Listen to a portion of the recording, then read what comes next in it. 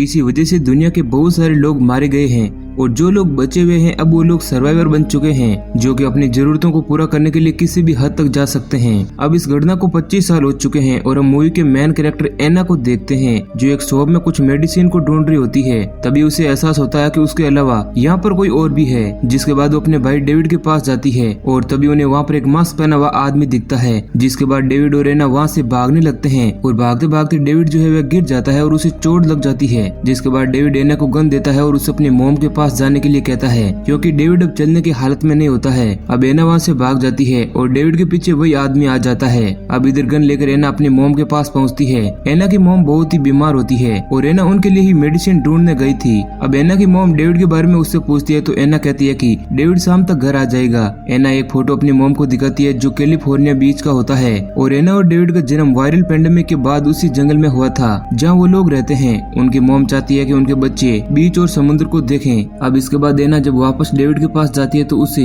David कहीं पर भी नहीं दिखता है। एना बहुत परेशान होती है और वापस घर आ जाती है और अपने मॉम से कहती है कि डेविड कल सुबह तक आ जाएगा। एना की मॉम बहुत ही ज्यादा परेशान हो जाती है क्योंकि डेविड ने इससे पहले कभी भी ऐसा नहीं किया था। एना की मॉम उससे कहती है कि मेरी आखिरी ख्वाहिश ये है कि तुम ऐसे लोगों के साथ रहो जो जिंदगी जीना चाहते हैं। तब एना उनसे कहती है कि ये सब फिक्शनल बातें हैं। तभी एना एक बहुत ही बुरा सपना देखती है जहाँ पर वो जंगल में होती है और सुबह उसका सपना टूट जाता है तो वो देखती है कि उसकी मॉम घर में नहीं है और वो एक पेड़ के नीचे बैठी हुई है। एना उनके पास जाती है और देखती है कि उसकी मॉम इस दुनिया को छोड़कर जा चुकी है। इसके बाद एना अपने मॉम को उसके डैड की कब्र के बाजू में दफन कर देती है और डेविड का अभी तक कुछ भी पता नहीं चला है। एना अपने लिए लोहा गर्म करके हथियार बना रही होती है और ये काम उसने अपने डैड से सीखा था। जब एना नदी किनारे होती है तो उसे एक अजनबी दिखता है जिसके पास एक गन होती है। जिसके बाद एना भागकर अपने घर आ जाती है और वो अजनबी आदमी भी एना के घर के पास आ जाता है और उससे कहता है कि मेरा नाम पीटर है और मैं यहाँ पर खाने की तलाश में आया हूँ। जिसके बाद एना उसे अपने घर में आने देती है। फिर रात के वक्त वो लोग बैठे हुए होते हैं और एना पीटर को नहीं बताती है कि वो अकेले ही रहती है। पीटर उसे बताता है कि मैं अच्छा आदमी हूँ जो तुम्हें कोई भी नुकसान नहीं पहुंचाऊंगा।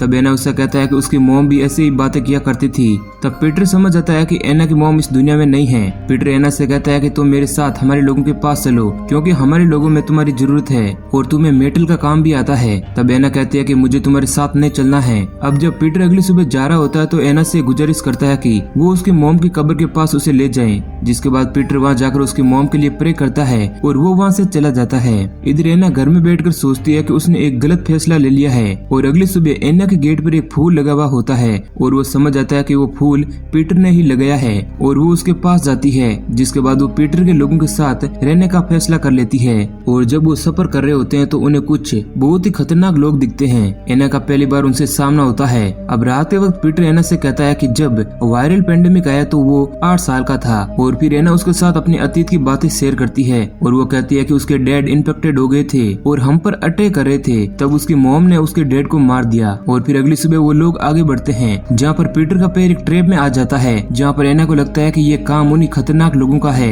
जो उनका पीछा कर रहे हैं। लेकिन पीटर कहता है कि ये उनका स्टाइल नहीं है और फिर वो एक कैंप लगाते हैं। अब अगली सुबह पीटर को एक बूढ़ा आदमी दिखता है और एना भी वहाँ पर आ जाती है और वो उस बूढ़ा आदमी के पास जाने के लिए कहती है। पीटर एना से कहता है कि शायद ये कोई एक जाल हो सकता है। तब एना कहती है कि शायद ये बूढ़ा आदमी अच्छा हो जिस तरह उसकी मॉम कहा करती थी और फिर वो दोनों उस बूढ़ा आदमी के पास जाते हैं और उसका बेटा झाड़ियों में छिपा हुआ होता है। यानी पीटर का शक सही होता है और ये एक जाल होता है। वो बूढ़ा आदमी पीटर से कहता है कि मैं तुम्हारे कम्युनिटी के लोगों के पास जा चुका हूँ। वो जूडिथ और जैक बहुत ही घटे लोग हैं और उन्हें बस अपनी परवाह है। वो बाप बेटे पीटर से कहते हैं कि तुम एना को छोड़ के वहीं चले जाओ। लेकिन पीटर बहुत ही शातिर होता है और वो बड़ी ही होशियारी के साथ उन दोनों को जान से मार देता है और वो एना पर भी बहुत ही गुस्सा करता है और उससे कहता है कि मैंने तुम्हें समझाया था कि ये एक ट्रैप है फिर भी तुमने मेरी बात को नहीं माना। और एना पीटर के इस चेहरे को देखकर घबरा जाती है। अब रात के वक्त वो लोग आराम करते हैं और सुबह फिर से सफर पर निकलते हैं जहाँ पर एना को कुछ लोग दिखते हैं और वो उन पर गन पॉइंट करती है। तब पीटर कहता है कि इसकी जरूरत नहीं है, ये हमारे लोग हैं। और फिर एक लेडी और कुछ लोग वहाँ आ जाते हैं। वो लेडी जूडिथ होती है और वो फोक कम्युनिटी की लीडर होती है और फिर सभी लोग एना से मिलते हैं। वो लोग फोक कम्युनिटी के गाँव में जाते हैं जहाँ पर बहन एना को हथियार छोड़ के जाने के लिए लिए कहता है। और फिर हम जय को देखते हैं जो एना और पीटर से मिलता है। पीटर जय को बताता है कि एना एक रिलीजियस लड़की है और उसने वायरल पेंडेमिक को मात दी है। और जैक एना का स्वागत करता है और वो पीटर से कहता है कि रात के वक्त एक आदमी ने यहाँ पर घुसने की कोशिश की थी और हमने उसे पकड़ लिया है। और फिर वो एना और पीटर को उस आदमी के पास ले जाता है और ये वही आदमी है जो उस दिन एना और डेविड के पीछे पड़ा था। मगर एना ये बात किसी को भी नहीं बताती है और उसे अगले दिन सजा सुनाई जाने वाली थी। और फिर पीटर एना को उसका रूम दिखाता है। उस रूम में बहुत सारी किताबें होती है और एना को किताबें पढ़ना बहुत ही पसंद होता है। इसके बाद बेन और पीटर आपस में बातें करते हैं। बेन पीटर से कहता है कि हमें उस बेसरकस आदमी को छोड़ देना चाहिए, क्योंकि अगर उनके आदमियों ने हम पर अटैक किया तो हमारे पास इतना साधन नहीं है कि हम उनसे लड़ सकें। और फिर पीटर, जूडी, जैक और बेन बैठे हुए होते हैं और 3 वोट के साथ डिसाइड होता है कि उस बेसरकस आदमी को कल मार दिया जाएगा। और बेन इस फैसले के हक में नहीं होता है। और जब रात के वक्त एना बुक पढ़ रही होती है तो वहाँ पर जूडी आ जाती है और वे एना से बातें करती है और उस दिन हुई दुर्घटना के बारे में एना से पूछती है कि वो आदमी कौन था। तब एना कहती है कि वो आदमी तुम्हें और जय को जानते हैं और उन लोगों ने तुम्हें घटिया कहा है। जूडी एना से कहती है कि क्या तुमने उनकी बात को मान लिया। तो एना वहाँ से उठकर जाने लगती है। तब जूडी एना से कहती है कि पीटर तुम्हें यहाँ पर लेकर आया है, मगर तुमसे पहले पीटर पर हक मेरा है और तुम उसे अपना मत समझना। अब एना को जूडी का ये बर्ताव बिल्कुल भी अच्छा नहीं लगता है। और जब सभी लोग बैठे हुए होते हैं तो पीटर जैक से कहता है कि हमें एना को फिर से बप्टाइज करना होगा। तब एना कहती है कि वो पहले से ही बप्टाइज है और वो दोनों एक दूसरे को पसंद भी करने लगते हैं। अब रात वक्त बेन एना के रूम में आता है। तब एना कहती है कि तुम यहाँ पर क्या कर रहे हो। तब बेन कहता है कि अगर तुम्हें किसी भी चीज की जरूरत हो तो तुम मुझसे कह सकती हो। और फिर अगले दिन एना को बप्टाइज किया जाता है और वहाँ पर सभी लोग मौजूद होते हैं और सभी लोग अजीब तरह से एना को देख रहे होते हैं। फिर एना कुछ बच्चों से मिलती है और उनसे बातें करती है। अब इसके बाद उस बेसकर्स के पास सभी लोग मौजूद होते हैं और उसे फांसी की सजा सुनाई जाती है। एना उससे बात करना चाहती थी क्योंकि उसके भाई का पता सिर्फ वही आदमी जानता था। और जब एना काम कर रही होती है तो वो आदमी सिर्फ एना को देख रहा होता है और वो एना को पहचानने भी लगता है। एना हिम्मत करके उसके पास जाती है और उससे बात करती है। तब वो आदमी एना से कहता है कि मैंने तुम्हें पहचान लिया है। एना अपने भाई के बारे में उससे पूछती है। तब वो कहता है कि पहले तुम मेरा हाथ खोलो, मैं तुम्हें तुम्हारे भाई के पास ले जाऊंगा। एना ऐसा करने से मना कर देती है और वहाँ से चली जाती है। जैक एना को उस बेसकर से बात करता हुआ देख लेता है। तब एना जैक को बताती है कि वो कह रहा था कि आज रात कुछ बुरा होने वाला है। तब जैक कहता है कि आज रात वो मर जाएगा। और फिर जैक एना के करीब आता है और वो एना से कहता है कि हम यहाँ पर हर चीज को शेयर करते हैं। तब एना समझ जाती है कि जैसा रिश्ता पीटर और जूडिथ का है और अब उसे ऐसा रिश्ता जैक के साथ भी बनाना होगा। और वो ये सोचकर वहाँ से जाने का फैसला करती है। तभी वहाँ पर पीटर आ जाता है और वो उसे जाने नहीं देता है और उसके साथ जबरदस्ती करने लगता है। तब एना समझ जाती है कि पीटर बुरा इंसान है। तभी वहाँ पर बेन आ जाता है और वो पीटर से कहता है कि उन खतरनाक लोगों को मालूम हो गया है कि उनका आदमी यहाँ पर है और हमें उनसे डील करके उनके आदमी को छोड़ देना चाहिए। तब पीटर बेन की बात को मान लेता है और फिर वो सभी उस आदमी को छोड़ने के लिए बाहर जाते हैं। अब उनके साथ एना भी होती है।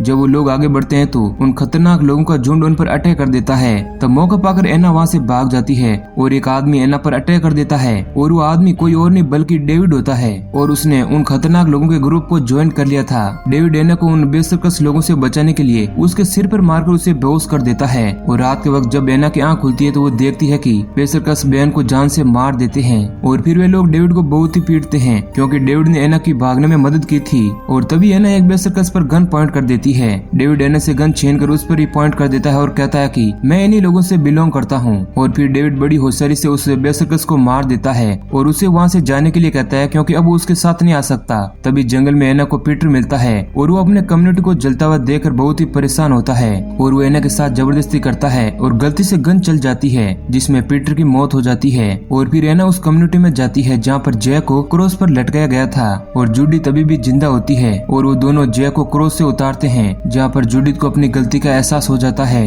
और फिर एना वहाँ से चली जाती है। जूडिथ एना को रोकती है और कहती है कि तुम कहाँ पर जा रही हो। तब एना कहती है कि वह समुद्र को देखना चाहती है। तब जूडिथ कहती है कि अब अच्छे लोग इस दुनिया में नहीं बचे हैं। तब एना जाते जाते जूडिथ से कहती है कि हमें सपने हमेशा देखते रहना चाहिए और हमेशा उम्मीद को जिंदा रखना चाहिए। और इसी सीन के साथ मूवी एंड हो जाती है। तो दोस्तों ये कहानी अगर आपको पसंद आई है तो वीडियो को लाइक जरूर करना। ऐसे ही और इंटरेस्टिंग वीडियो पाने के लिए हमारे चैनल को सब्सक्राइब करें।